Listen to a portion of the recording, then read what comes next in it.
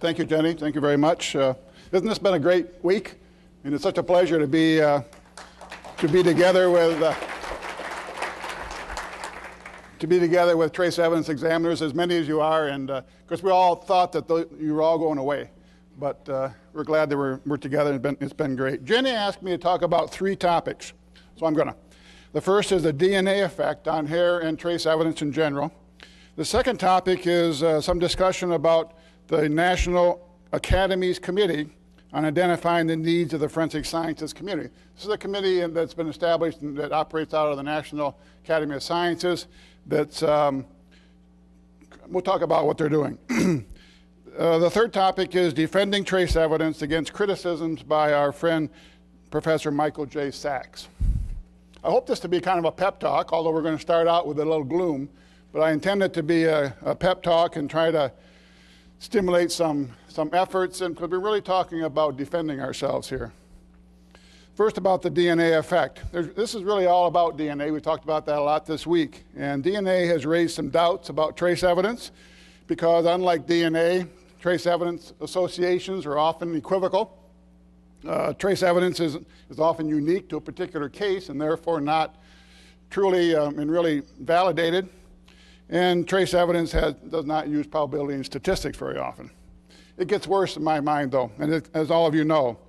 DNA exonerations have revealed a problem with hair evidence. Out of 200 exonerations, the Innocence Project identified 38 cases in which hair associations were introduced at trial. I've looked at a half dozen of those and consulted on a half dozen of those cases, and I've seen some things that seem to be common to them. Give me some slack here because there's certainly a small sample, and I'm taking some liberties with these commonalities, but I think they illustrate and point up some problems that may apply to all the trace evidence. Each of these hair examiners lacked on-the-job training, mentoring, supervision, and colleagues with whom to consult. Some claim that their only training was a 1-week course at the FBI Academy, and most of them worked alone, and I think no one should ever have to work alone. Each of these examiners was experienced. Many hair cases were handled, reported, and testified over a number of years, oftentimes more than a decade or 2. Each was given little time just before trial to do the comparisons, and I think that's awful. It's a consequence of our backlog, first of all, but it takes a lot of courage to look at new hair comparison between a defendant who's been arrested 1 or 2 years earlier, a couple weeks before trial, and to stand up and say that those relevant hairs, like for example from a pubic combing, aren't the defendant's.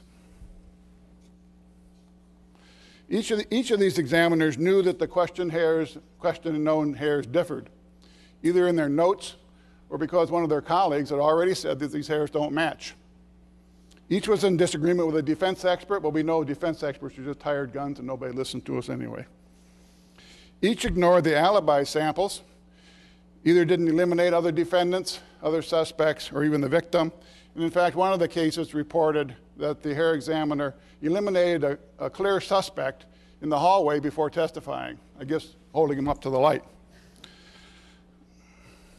Each relied on microscopic comparison of the hairs, and that was the state of the art.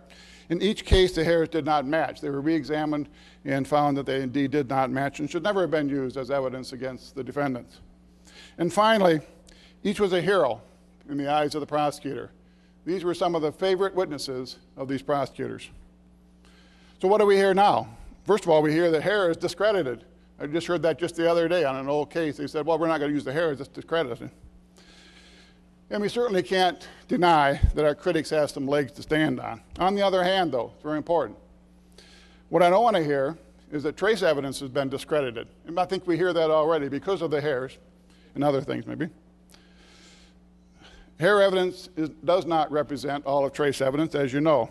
And it's not right to link hairs and other trace evidence together for criticism, just to make it appear like we've got 2 legs to stand on now. Jeffrey Toobin did that in the New Yorker, in the article in April, I believe, where he talks about the connection, makes the connection using these horrible cases involving the bad hair examiners, and then bringing together hairs and fibers for criticisms. The method is described in an old book, which I still happen to have, called How to Lie with Statistics by Darrell Huff.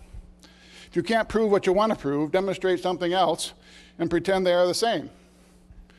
In the days of the collision, in the days following the collision of statistics in your human mind, no one hardly ever knows the difference. And the general method is to pick two things that sound alike or look alike, and hairs and fibers are a good example. Tubin quotes Professor Sachs, who says that all individualizing associative evidence is faith-based science. And then Sachs says, including bite marks, voice prints, fingerprints, firearms, tool marks, hairs, and fibers. Good grief, now we're thrown in together with the bite marks folks and the voice print folks.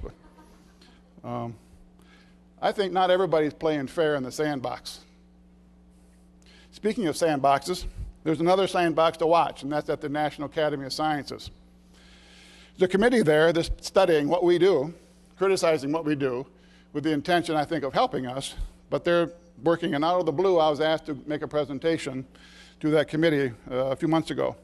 So I spent a couple of days listening to the presentations and the questions and issues and comments from the committee. The charge of the National Academy's Committee on Identifying the Needs of the Forensic Sciences Community includes make recommendations for maximizing the use of forensic technology and techniques to solve crimes, investigate deaths, and protect the public. They're also charged with disseminating best practices and guidelines concerning forensic technologies to foster quality and consistency in the use of these technologies. Again, to solve crimes, investigate deaths, and protect the public. The committee is comprised of 5 lawyers, 4 research scientists, 2 statisticians, and 6 forensic scientists. The committee wanted to know about SWGMAT's involvement, and they wanted to know about SWGMAT's contributions in regard to quality assurance, standards, guidelines, and enforcement of those guidelines. So they picked hair as SWGMAT's example. And I wonder why. It's like Professor Harold Hill said, well, you got trouble, my friend. You got trouble right here in River City. You got lots and lots of trouble. That's why I think we can't let hair wither and die, partly because we don't want to drag trace evidence down with it. Hair is the most common type of trace evidence, and we know that it can help solve crimes, investigate deaths, and protect the public, which is the charge of that committee. So I told him hair can be fixed, but that's all about DNA again. I recommended playing the DNA card, validating the hair evidence with DNA, tracking the quality of the hair evidence by DNA, because we have good standards and procedures in our DNA laboratories for quality assurance.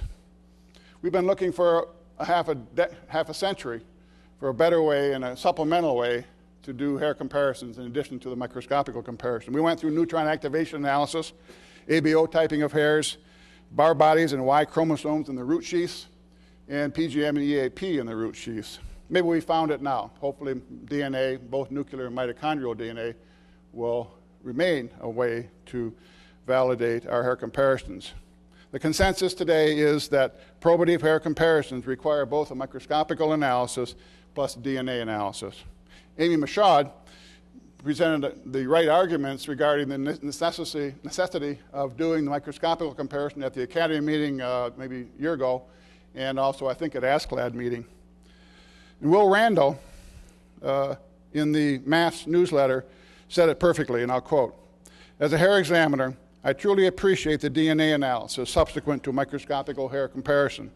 At my laboratory, nuclear DNA is frequently analyzed from hair roots. When nuclear DNA is not an option, we forward the hair evidence to the regional mitochondrial laboratory. Most importantly, mitochondrial DNA is an excellent check on the conclusions drawn from the microscopical hair comparisons.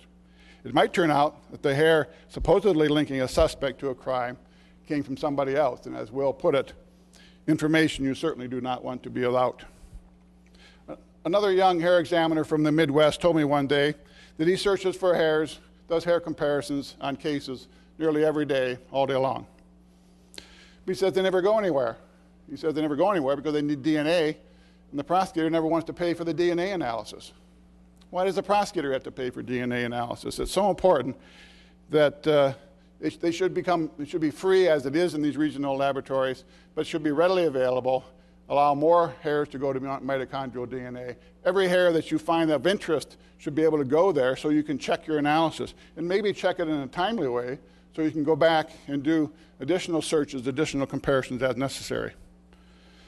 So I recommended to the committee that we can fix this by treating this dying field with, first of all, some way to get rid of our suffocating backlogs, and then planning some more DNA laboratories and funding them and supporting them with mitochondrial DNA research. Let's cultivate the microscopist and the hair evidence again. Let's add a little Rogaine to the hair evidence, see if we can grow it better. Because I think that we know that hair can help solve crimes, and most importantly, hair can put the right people in jail if given the opportunity. There were a number of interesting issues that developed during the discussions at this committee meeting, and one of them was bias. There are two sides to trace evidence analysis, and I think Pete was talking about that as well. But the first one part of it is investigation, using trace evidence and hair analysis and all trace evidence as part of an investigation. And the second part of that process is the actual association or proof of the association. It certainly is essential to know the context of the investigation, know the context of the case, know something about its underlying issues and questions before you can understand what evidence is useful and how your trace evidence will be used. But there was a great deal of discussion about how the proof of association should be done blind. Like all other sciences, they say, do blind testing. Somehow, after the samples are triaged and the analysis unit is chosen, or the people are chosen for analysis, those samples are made blind, using random numbers, and submitted to the analyst without comment of their possible origins. This idea again comes from Professor Sachs, who writes about context effects. Sachs has been writing about social psychology in court for over 30 years. His initial interests were in evidence in belief, eyewitness testimony, and lie detection. Context information includes those everyday comments that we hear all the time.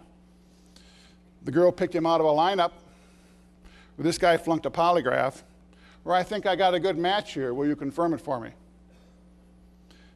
Sachs suggests then that because of our propensity for confirmation bias, that we adopt blind testing or use evidence lineups, more like a photo show-up actually, where the samples are submitted to the analyst along with blind control samples of known origin to see if he can get the right answer.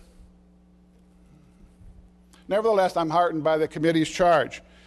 I know I'm usually too optimistic, and my staff often says that of me, and my wife says that of me a lot. But the charge for the committee is for the maximum use of forensic science to solve crimes, investigate deaths, and protect the public. I don't think that this committee can go back to Congress with a report that says we cannot trust trace evidence, therefore we recommend more use of eyewitness identifications, confessions, and jailhouse snitches. And by the way, their study is not all about trace evidence. It includes all the forensic disciplines, from bite marks and fingerprints and firearms and tool marks and so forth. My third topic is about our critics. Let's look at that sandbox where the lawyers are playing. There's a war going on in there, and trace evidence and forensic science is right in the middle of that war. A couple of years ago, at the American Academy of Forensic Sciences, Andre Moisans provided a good outline for preparing for a Daubert battle. Andre said, first, you need to know and understand the critics that you will face in battle. So I started with a list. I made a list. The first was Professor Randolph Jonicate. He fought in the starch wars and the early DNA controversies. The second on my list was Professor Simon A. Cole, who has taken on the fingerprints. You can find his arguments in a recent article in the Skeptical Inquirer, and that's where they argue also about UFOs, astrology, and intelligent design. Professor Paul Gianelli, our friend Paul, was on my list, but he's much too fair-minded to have any fun with, so we'll skip over him. He does a really good job, and he's written a number of great articles about law, forensic science, and its history and its application. But my main focus is Professor Michael J. Sachs, who has written prolifically about the flaws of forensic scientists. He shows up by reference in virtually all of the critics' articles in all of these battles. Sachs's assault on trace evidence is like what I used to call a defense of the month. We used to have those all the time. These days, though, those defense of the months last a little longer, and I think because of the CSI effect, they often produce headlines as well. One of the classics back in the early 70s was Cannabis 3 Species Defense. And that was starring Professor Schultes and Professor Small and an old friend of mine, Millard Holton. Another was the Starch Wars in the 80s, instigated by Ben Grunbaum. If you don't remember that or don't know about that, it's interesting reading. And there's an article by Jay Aronson in Forensic Science Review last year called The Starch Wars and the Early History of DNA Profiling. Then came the battles over DNA analysis and dramatized in our O.J. Simpson miniseries. And again, that's when the headlines really began, if you remember. Those months have passed, and now the defense bar has begun to tackle other types of evidence, trace evidence. Fingerprints, there's a sneak attack on fingerprints a little while ago, ambushed by Simon Cole and Jim Stars and Dave Stoney. It made headlines. Today, Professor Sachs holds what I call a small sandcastle just outside the profession, where he professes that the faith-based disciplines were invented by and for police departments. Therefore, they are unreliable. The argument's not new. It's the same argument in the Starch Wars about the multi-system for electrophoresis. And they argued then that it was unreliable because it wasn't developed by forensic scientists instead of impartial and disinterested scientists. From Sachs's position just outside the forensic science sandbox, he continues to unleash broadsides on all of trace evidence, volleys of cannon fire, and makes headlines. In that book, How to Lie with Statistics, Huff explains how to get a headline. The joker in the headline is usually the small sample size. Results that are not indicative of anything can be produced by pure chance. You can test it for yourself when you go back to your laboratories. Go back to your lab and start tossing a penny. Toss it a few times, tally the numbers of heads and tails, and then watch out, because somebody's going to say that one series of proficiency tests showed that pennies tossed in police crime laboratories came up heads 65% of the time. And then the next headline or in the next paper is going to say the error rate for crime laboratory work has been estimated to be approximately 15%. That's how you get a headline. Well, I think what you have to do is talk back. In fact, the book Huff explains how to talk back, how to look a phony argument in the eye and face it down. Talking back to statistics is exactly the right thing to do. So I think that's what we should do. We should talk back. For example, if you read the science letters by Sachs and Kohler, and then read the replies by Rock Harmon and Bruce Berdoli, and the reply by Glenn Langenberg and Max Hauck, they argue over the same statistics. They say, you said, I said, and you meant, and I meant this, and so forth. Professor Sachs tried to play spin doctor. Forensic scientists talk back. In his broadside attack in an article called Forensic Science, Grand Goals, Tragic Flaws, and Judicial Gatekeeping, Sachs directs the guns at all individualization sciences. He claimed that only DNA is derived from traditional science. And I guess he doesn't agree that soil, paints and polymers, fibers, glass, and hairs are derived from the sciences of geology, chemical, materials, and biological sciences. Come on, let's talk back to him. In the article called The Individualization Fallacy in Forensic Science Evidence, a Gatling gun was used by Sachs to spray hyperbole all over trace evidence. His main argument was there are no empirical data of any sort in support of individualization. There are only thought experiments, which I don't think is a dirty word. He defends his position by claiming scientific studies are not compelling, by criticizing all practical ways to validate these technologies, and by talking back to his own, or to everybody else's statistics except his own. The guns then point directly at you and me. Sachs asks, where are the scientists? He answers his own questions, of course. Forensic scientists operate in a much different world than true science. Forensic scientists have little understanding of scientific methodology. Forensic scientists do not know how to design or conduct research. Forensic scientists often have not read the serious literature in their field. And forensic scientists ignore those findings anyway in their everyday casework. Shame on us if that's true. But I don't think it's true of anybody in this room today. He also recommends that validation include conferences held, critical papers presented and published, unscientific practices identified, data collected, blue ribbon panels convene, and we've had a lot of those this week. I think everyone but one that Pete and I are on. But standards developed and enforced. We do all these things. Tell someone. Talk back. It's not all about DNA. It's about our validation and communication. During my poster presentation at the last Trace Evidence Symposium 11 years ago, a colleague walked up and simply said to me, "Where's the validation?" And she wandered away. Well, I thought to myself then, I said, well, she must be in the wrong meeting. She's been around those DNA folks too much. And this is not a DNA sandbox we're playing in here. But things have changed. I've seen it change at Macron Associates and the kind of work that we do, that validation is important, and it's changed. That happened about 10 years ago there as well.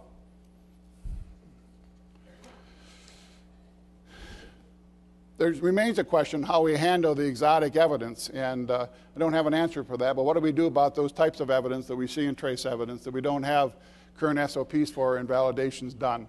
Do we just ignore them, throw them away, or we deal with them using the scientific method, our knowledge of the science, and use them as trace evidence? But validation is indeed the right thing to do. We need to understand and demonstrate the fitness of purpose of what we do. Jenny asked a couple of really good questions, and the first is, how do we assure that we are practicing responsible science? I think that's simply communication, like we've been doing this week. Your laboratory director needs to understand that what a communal process forensic science is, all science is. No one should ever work alone. The second question I want to address briefly is, how do we defend ourselves against attacks on the scientific basis of trace evidence? And I think that was the purpose that Jenny mentioned for this panel. Again, I think we need to talk back. It's hard. I know my mother told me never to talk back. And my dad would always ask when I wanted something, how much is this going to cost me? Does it cost me any time, energy, or money? Well, it does. This is hard work. It costs a lot of time, energy, and money to talk back. But it's important. Of course, trace evidence should rest on a firm scientific foundation. It does, I think. Tell somebody about that and talk back. Each of you that works in a trace evidence specialty knows that your specialty is grounded in science. Not everybody knows that, especially if they only read court decisions, law review articles, the Chicago Tribune, the Skeptical Inquirer, or the New Yorker. They should be reading the scientific literature in those SWIGMAT bibliographies that we prepared. They should be talking to a forensic scientist. Tell somebody and talk back. And finally, that I think that we're going to have spin doctors as well. I think that's the only way for us to deal with some of these critics, is to actually have spin doctors in order to even play in this sandbox that we're trying to play in. And maybe SWIGMAT should have some role in establishing that process. And spin doctor is kind of a dirty word, but in fact we need somebody that's going to help us all stand up and talk back. Thank you.